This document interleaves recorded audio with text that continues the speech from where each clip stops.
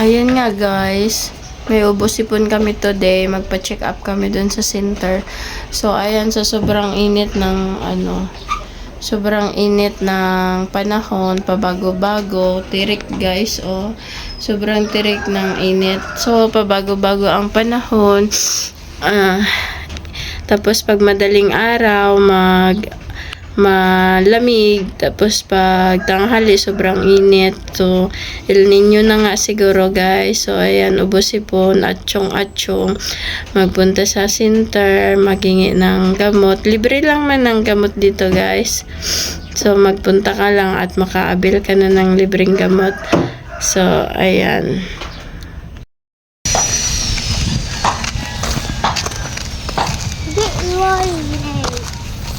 Hello guys, so magpunta kami sa center, makalibre ng gamot dahil sobra namin sipon at ubo. Ayan.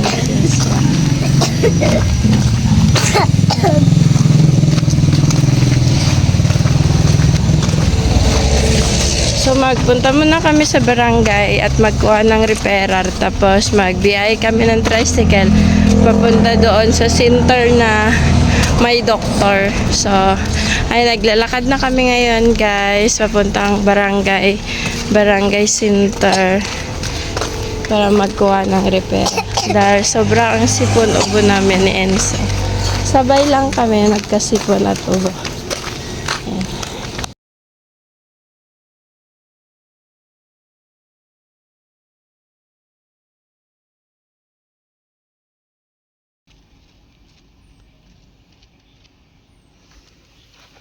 Ayan nga guys, yung maglakad pa kami doon. Tapos ayan yung hospital guys na dinadayo na libre ang mga gamot. Tapos ayan, so ayun nga lang ang mahirap dito guys kung wala ka sasakyan. Sobrang layo ng lalakarin hanggang doon pa. Mga 10 kilometers. Ayan, maglalakad na kami guys. Bye bye.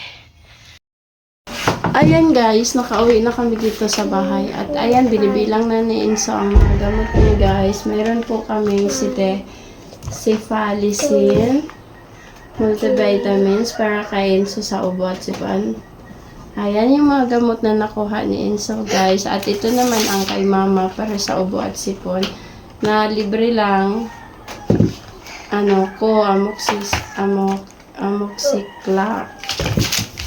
Ayan. Ayan nga lang guys. At mayroong cetirizine din para sa mama. At paracetamol para sa allergy. G6. Ayan. At nakapamember din tayo today sa Acapel Health. Ayan. Hanggang dyan lang ang aming vlog. Thank you for watching guys. Bye. Bye-bye na. Bye.